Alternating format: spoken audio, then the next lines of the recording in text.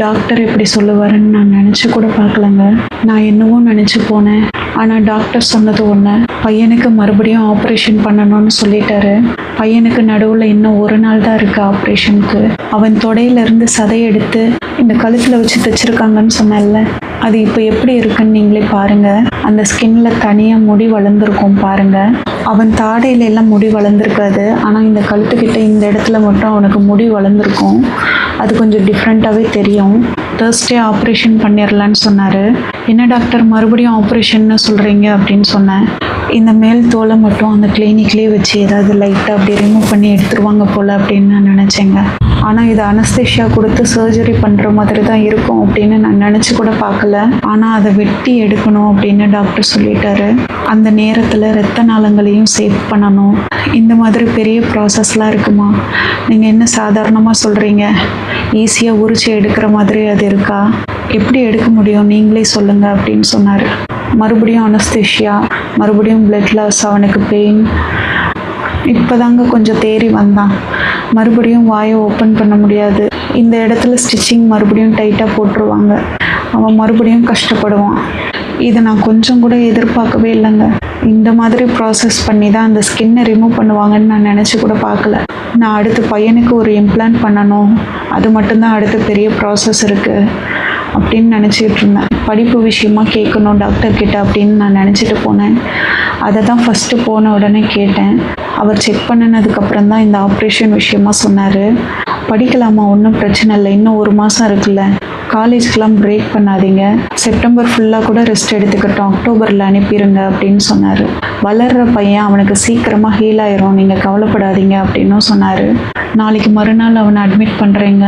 இந்த இரத்த நாளங்கள் இணைப்பு ஃப்ளாப்னு சொல்லுவாங்கள்ல, இந்த ஸ்கின்னை ரிமூவ் பண்ணுறப்போவும் அந்த இரத்த நாளங்களுக்கு எந்த ஒரு பிரச்சனையும் வராமல் சேஃபாக தான் ஆப்ரேட் பண்ணணுமா, அதையும் சொன்னார். அதை சொன்ன உடனே என் மனசுக்கு ரொம்ப கஷ்டமாக இருந்தது.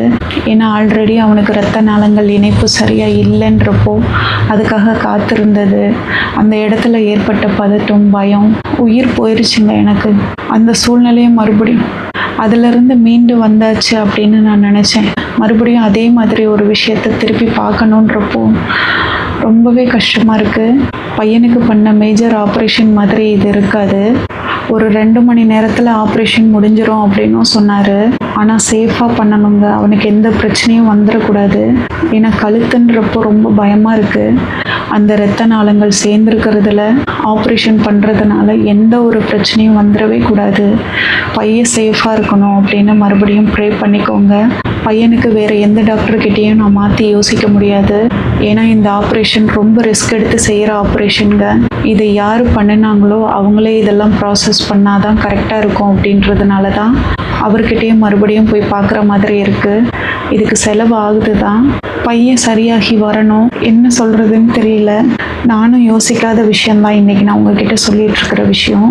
எனக்கு ரொம்ப பயமாக இருக்குங்க. எக்ஸாமுக்கு முன்னால் பசங்களுக்கு ஒரு டென்ஷன் இருக்கும்ல, அதே மாதிரி தான் இருக்குது. இப்போ தான் பாதி கிணற தாண்டிட்டோம். இம்ப்ளான்ட் பண்ணிட்டா எல்லாமே சரியாயிரும் அப்படின்னு நான் நினச்சிட்டு இருந்தேன். ஆனால் இன்னொரு சர்ஜரி அப்படின்றப்போ ரொம்ப பெயின்ஃபுல்லான ஒரு நேரம் தான் இது எனக்கு. இதிலேருந்து நான் மீண்டு வரணும். ப்ரே பண்ணிக்கோங்க. பையன் ரொம்ப கஷ்டப்படுறான்ல, நிறைய வலியை தாங்குறான். அவனுக்கு பெயினே இல்லாமல் அவன் நிம்மதியாக அமைதியாக எல்லா பசங்களும் போல் வாழணும். அதுதான் எனக்கு ஆசை. நேற்று நைட்டில் இருந்தே எனக்கு சுத்தமாக தூக்கமே இல்லை. டாக்டர் சொன்னதை நினச்சி ரொம்ப பதட்டமாக கவலையாக இருந்தது. எப்படி இதை சமாளிக்க போகிறோம், என்ன பண்ண போகிறோன்னு.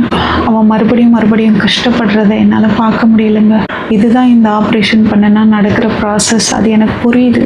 ஆனால் மனசு ஏற்றுக்கல. நிறைய இதில் சிக்கல் இருக்கே, நான் எப்படி எல்லாத்தையும் சமாளிப்பேன் அப்படின்ற பயம், கவலை. உங்கள் சப்போர்ட் எனக்கு தேவை. ப்ரே பண்ணிக்கோங்க. இன்றைக்கி ஒரு பிளட் டெஸ்ட் எடுக்க வேண்டியது இருக்குது, அதை இன்றைக்கி எடுக்கணும். நாளைக்கு ஒரு நாள் தான் இருக்குது. இந்த வீடியோவுக்கு லைக் பண்ணிக்கோங்க, ஹைப் ஆப்ஷன் கொடுத்துருங்க. நன்றி, வணக்கம்.